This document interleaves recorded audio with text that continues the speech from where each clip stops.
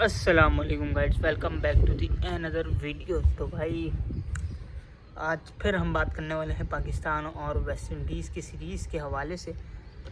क्या गलतियां करी जो कि ये लोग जो है सीरीज़ नहीं जीत सके, किसकी गलती थी, तो आज बस यही बात करने वाले हैं।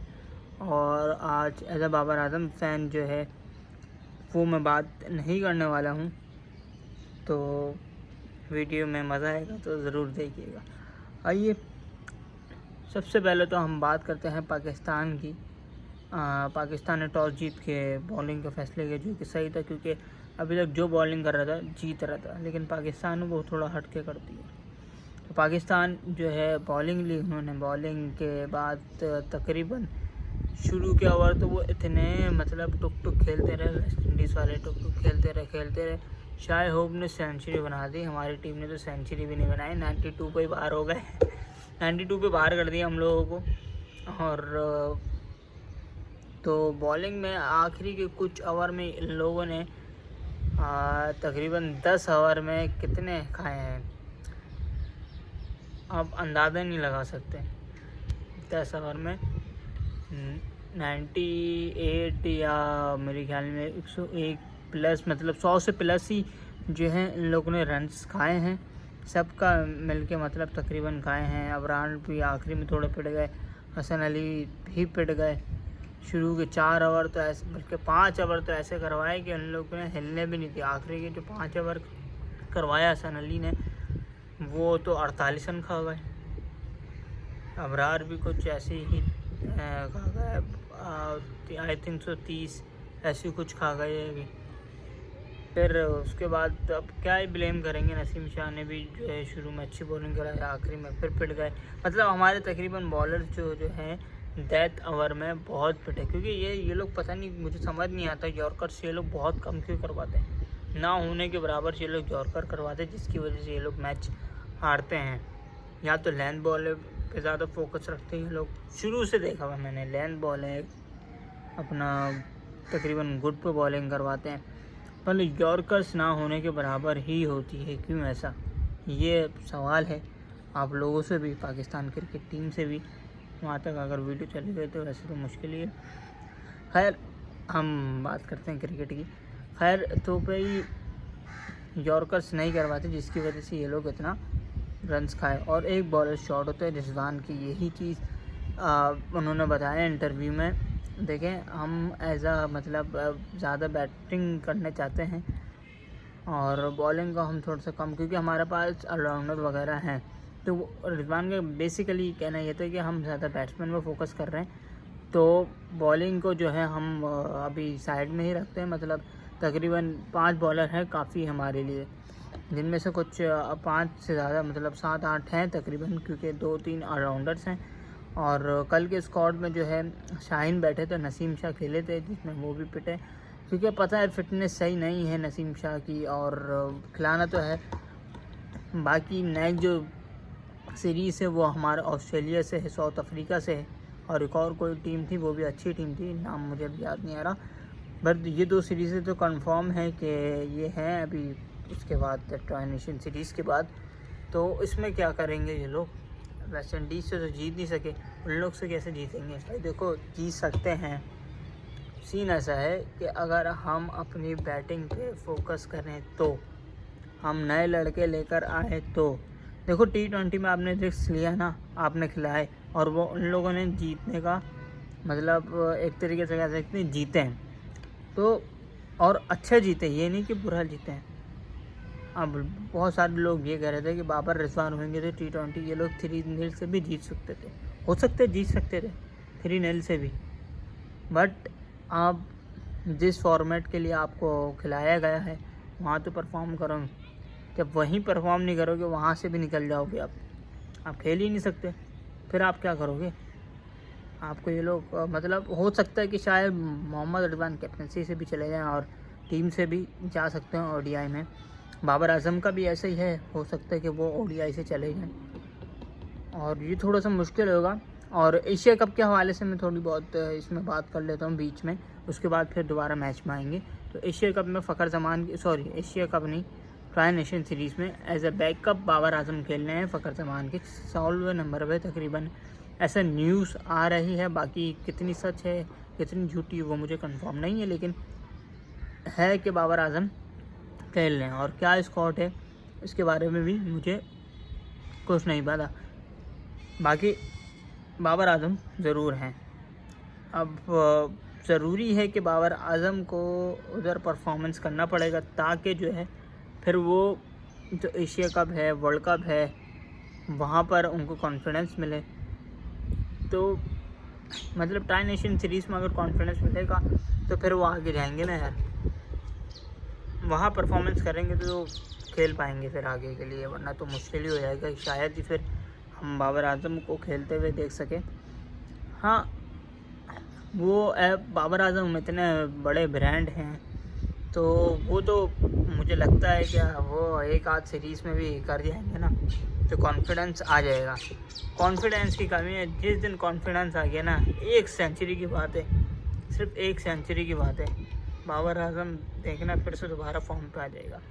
अब बहुत से बड़े बड़े प्लेयर इतनी इनिंग्स खेल के नहीं बना पाए, बीच में डाउनफॉल आया था सबका, सब दोबारा से अपने उस पर रूटीन पे आ गए, सेंचुरी बना के रिटायर्ड भी हो गए कि उसके तो वाइल्ड दाढ़ी भी निकल गई है।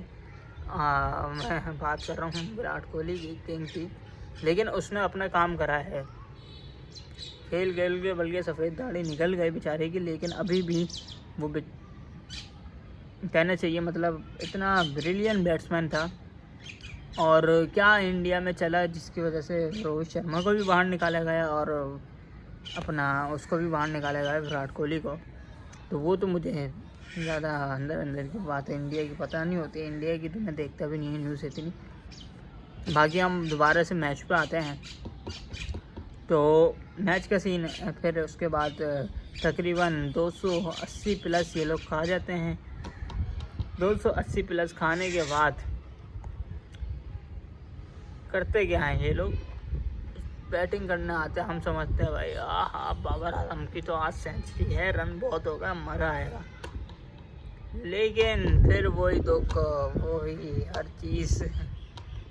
लेकिन शुरू में हम बात करते हैं अब्दुल्ला शफीक और सैम अयूब की। सैम अयूब एक ही बॉलर से बार बार आउट हुए सील से, और क्या ब्रिलियंट बॉलिंग करवाई, लेकिन सैम अयूब की मुझे लगता है सबने कमज़ोरी पकड़ ली है। इसे जल्दी कमज़ोरी पकड़ना यानी अब इंजरी के बाद क्या चल रहा है उनके साथ पता नहीं, क्योंकि ऑफ की बॉलर पे लगातार वो जो है आउट हो रहे हैं, खेला उनसे नहीं जा रहा। अब्दुल्ला शफीक तो चलो खैर उनको चांस थोड़ी देर बाद मिला है, लेकिन उनको जो है चांस अवेल करना चाहिए ताकि जो है फिर आगे के लिए आसानी हो। बट उन्होंने नहीं किया परफॉर्मेंस इस सीरीज़ में, उन्होंने क्या किसी ने भी परफॉर्मेंस नहीं किया 4-4 साल 5-5 साल से, मतलब अच्छे खासे उससे जो है 2016 से खेलते हुए आ रहे हैं बाबर और रिजवान, तो परफॉर्मेंस उनको भी दिखानी चाहिए थी। अब पता है आप लोग को बाबर के ऊपर बुराइयाँ चल रही, बाबर से खेला नहीं जा रहा, जिस कॉन्फिडेंस के साथ बाबर खेल रहे हैं तो मुश्किल ही है आगे आने वाले वक्तों में सेंचुरी बनाए। बट अगर बना दी गई उसकी तरफ से सेंचुरी किसी भी फॉर्मेट में, तो मैं बता सकता हूँ फिर वो इंशाल्लाह फिर तो रुकेंगे नहीं, फिर दोबारा से फिर स्टार्ट हो जाएंगे। खैर ये दोनों आउट होते हैं, फिर हमारे बाबर आजम आते हैं, थोड़ा अच्छा है, दिखते हैं कि भाई शॉट वॉट लग रहे हैं, सब चीज़ें हो रही हैं। बट फिर दोबारा एक वो बैड लक कहते हैं एक तरीके से बाबर आजम को, वो एम्पायर्स कॉल पे वो आउट हुए 9 रन पे, और मतलब अच्छा दिख रहे थे बाबर आजम बैटिंग करते हुए, और लग रहा था कि कुछ ना कुछ करेंगे आज, लेकिन एम्पायर्स कॉल की वजह से अब एम्पायर्स कॉल का भी क्या है कि एम्पायर को जो लगा उन्होंने आउट दे दिया। मुझे तो बड़ा गुस्सा आया कि तुमने बाबर आजम को आउट दिया क्यों, एम्पायर्स कॉल होना ही नहीं चाहिए, मैं तो ऐसे सोचने लग गया था यार। और ये एक दफ़ा नहीं बार बार अब हमारे साथ होता है एम्पायर्स कॉल का सीन। साउथ अफ्रीका में हुई तो जो कैच या बल्कि LBW ही हुआ था एम्पायर्स कॉल में, जो नॉट आउट दिया गया था एम्पायर की तरफ से, क्योंकि एम्पायर्स कॉल है वो एम्पायर के ऊपर होती है, जो एम्पायर ने पहले दे दी वही दी जाती है। अब तो वो बैड लोग वो आउट हो जाते हैं, मोहम्मद रिजवान टेस्ट मैच के प्लेयर, तो वो भी कुछ नहीं कर पाए। सलमान अली आगा थोड़ी अच्छी बैटिंग करी, बट वो भी कुछ एंड तक नहीं लेके जा सके। बाकी भी बैट्समैनों ने कुछ नहीं किया, जिसकी वजह से जो है हम लोग को हारे। अब जाहिर सी बात है, शुरू की जब ओपनर ही आपको नहीं करके देंगे तो नीचे के मिडल ऑर्डर वालों के पास क्या बचेगा, वो लोग भी हल्का। हसन नवाज कल इंतहाई बिल्कुल स्लो खेले, क्योंकि विकेटें जो है नहीं थी हाथों में, लेकिन फिर वो आगे छक्का मारने के लिए जा रहे थे तो स्टंप होगा वो भी। और अपना तो ये कुछ गलतियाँ थी हमारी बैटिंग में। अब क्या चेंजेस ला सकते हैं ये चीज़ मैं आपको बता देता हूँ। देखिए, बैटिंग में जो है आप इमाम उल हक को लेकर आ सकते हैं। इमाम उल हक ने 3 मैचों में लगातार तकरीबन समझ लें हाफ सेंचुरी से ऊपर बनाया। 2 में तो सेंचुरी बनाई है और 1 में हाफ सेंचुरी बनाई है, जो अभी काउंटी क्रिकेट लीग चल रही है। अगर जिनको नहीं पता है मैं उनको बता रहा हूँ। तो परफॉर्मेंस उस बंदे की है, आप उसको खिलाओ, ठीक है। फिर उसके बाद इमाम उल हक ओपनर आ गया। फ़खर जमान तो चलो इंजर्ड है, खैर कोई बात नहीं। उसकी जगह आप फिर अब्दुल्ला शफीक या सैम अयूब में से आप किसी एक को डाल सकते हो, ठीक है। अब वही बात हो गई, सैम अयूब परफॉर्मेंस नहीं दिखा रहे, लेकिन और कोई हमारे पास ऑप्शन नहीं है सैम अयूब से अच्छा। तो सैम अयूब फर्स्ट डाउन आप बाबर आजम को ही डालो, अगर वो परफॉर्मेंस देते हैं तो। अब मुझे तो ये समझ नहीं आता, अब माशाल्लाह से इतने बड़े प्लेयर हैं मोहम्मद रिजवान और बाबर आजम, और जो बड़े प्लेयर होते हैं वो डोमेस्टिक क्यों नहीं खेलते। हसन अली ने डोमेस्टिक खेल के ही अपना कमबैक करा है बॉलिंग में।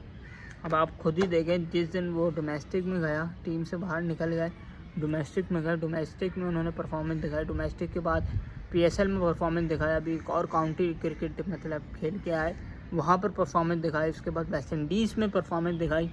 माशाल्लाह से परफॉर्मेंस वो बंदा बॉलिंग पे दिखा रहा, वो पड़ गया आखिर में उसमें, वो तो ठीक है, लेकिन जो वो 2017 वाला था ना, वही मुझे ऐसा लग रहा है हसन अली वापसी आए तो उन्होंने कमबैक करा।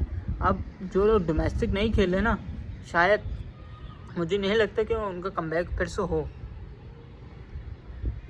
अब बाबर आजम को चाहिए जो रेस्ट वेस्ट मिले, उसमें डोमेस्टिक में जाए, डोमेस्टिक में खेले, जाके डोमेस्टिक से एक्सपीरियंस हासिल हो, आप क्या गलती कर रहे हैं, उसके बाद जाके फिर आप लोग जो है खेल सकते हैं डोमेस्टिक में। हाँ, अगर डोमेस्टिक में परफॉर्मेंस है फिर टीम में डालो इन लोगों को, बल्ले जितने भी बड़े प्लेयर हो यार।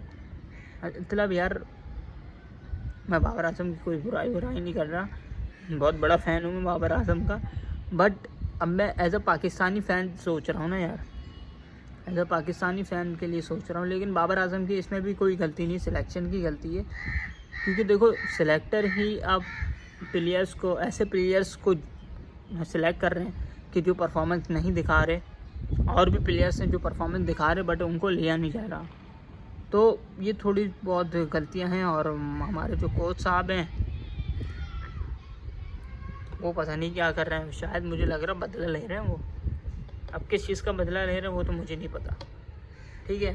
मोहम्मद रिजवान भी बहुत गलतियां कर रहे हैं कैप्टनसी में, और तो कहने का मतलब सिर्फ ये है कि पाकिस्तान के लिए चेंजेस होने चाहिए, रिस्क लेने पड़ेंगे। आप अब जो हमें जो आदि हो गए हैं, मतलब आदत पड़ गई है मोहम्मद रिजवान और बाबर आजम को बैटिंग करते हुए देखते हुए, अब जाहिर सी बात है वो लोग परफॉर्मेंस नहीं कर रहे तो फिर तो टीम से निकालना पड़ेगा ना यार। टीम से जब जाएंगे तभी जो है आगे कुछ कर सकेंगे ये लोग, और ये नहीं कि आप एक सीरीज़ के बाद दोबारा उठा के ले आओ। अच्छा खासा उनको डोमेस्टिक मैं तो समझता हूँ खेलने दो, ताकि ये लोग दोबारा से फिर फॉर्म में आए। अब ये लोग डोमेस्टिक खेलेंगे तो फिर आएंगे ना, डोमेस्टिक ये लोग खेलते ही नहीं, पता नहीं क्या मसला है इन लोगों का। बड़े बहुत बड़े प्लेयर हैं, इनसे कोई बड़ा प्लेयर है ही नहीं, ये बात तो सच है। वैसे बाबर आजम से बड़ा प्लेयर है पर पाकिस्तान में नहीं है, ये बात आप लोग मान लें। जो उसने रिकॉर्ड बनाए हैं, क्या किया है, ये तो है। But as a Babar Azam fan, Babar Azam को चाहिए या तो परफॉर्मेंस दिखाए पाकिस्तान में रह के ही, और वरना अगर नहीं हो पा रहा तो कोई बात नहीं, कोई मसला नहीं है, आप जाके डोमेस्टिक खेलें। डोमेस्टिक में आप अच्छा खासा आपको जो है ये लोग सिखाएंगे, और फिर आप पाकिस्तान टीम के लिए खेल भी सकते हैं, और क्या पता आपकी जो दोबारा से जो प्राइम था वो वापसी आ जाए। खैर देखते हैं कि आगे क्या होता है बाबर आजम के फ्यूचर और मोहम्मद रिजवान का फ्यूचर। तो टीम की हम बात कर रहे थे, टीम में आप इमाम उल हक, बाबर आजम वगैरह होगा, अब्दुल्ला शफीक, ही 3 बंदे शुरू के ओपनर होगा, सैम अयूब। फिर चौथे नंबर पर कामरान गुलाम को आप डाल सकते हैं, ठीक है। फिर आप 5वें नंबर पर मोहम्मद हारिस को डाल दो, मोहम्मद हारिस, फिर हसन नवाज 6ठे नंबर पे आ गया। तो तकरीबन 6 हमारे पास ये बैट्समैन तैयार होगा। ठीक है, 6 बैट्समैन ये अच्छे, मतलब मैं बता रहा हूँ कि परफॉर्मेंस दिखा सकते हैं, एक्सेप्ट अगर बाबर आजम करते हैं तो फिर अच्छी बात हो जाती है। कामरान गुलाम परफॉर्मेंस दिखा रहे थे पर उनको टीम से निकाल दिया गया। ठीक है, फिर उसके बाद बॉलिंग में आप हसन अली को लेकर आ सकते हैं, शाहीन आफरीदी को लेकर आ सकते हैं, हारिस रऊफ़ को और अबरार अहमद को। तो ये हमारे पूरी स्क्वाड कंप्लीट हो गई 11 बंदों का, जो प्लेइंग 11 में आप डाल सकते हैं। बाकी तो बहुत बड़ा स्क्वाड है और मोहम्मद हारिस भी इतनी कोई फॉर्म में नहीं है। तो ये समझ लें कि अगर आप दूसरा विकेट कीपर डालें तो वो हसीबुल्ला भी हो सकते हैं। हसीबुल्ला अच्छे बैट्समैन हैं, आप उनको डाल सकते हो। बाकी हमें नए बैट्समैन लाना पड़ेंगे। अगर आप बॉलिंग की बात करें तो बॉलिंग में हमें शाहीन आफरीदी को थोड़ा बहुत रेस्ट देना चाहिए, थोड़ा नहीं बहुत ज़्यादा रेस्ट देना चाहिए। नसीम शाह को तो रेस्ट ही देना चाहिए जब तक कि वो उनकी फ़िटनेस सही ना हो, उनका पेस वापस ना आए, उनको टीम में नहीं डालो। भाई देखो, शाहीन आफरीदी जो है ना, मानता हूँ कि वो बॉलिंग मतलब वो पेस से नहीं कर रहे, लेकिन फिर बेहतर कर रहे हैं नसीम शाह से। हारिस रऊफ़ को मैं इसलिए बोल रहा हूँ क्योंकि हारिस रऊफ़ दैत ओवर के अच्छे बॉलर हैं, इस वजह से मैं उनको बोल रहा हूँ। बाकी वो पिट्टे हैं आई नो, बट दैत ओवर के वो अच्छे बॉलर हैं, इस वजह से उनको डालना चाहिए। बाकी यही थी आज की वीडियो। हम ऐसी टीम से हारे जो पता नहीं वर्ल्ड कप खेलेगी या नहीं खेलेगी। मिलते हैं इंशाल्लाह किसी नेक्स्ट टीम में। अल्लाह हाफ़िज़।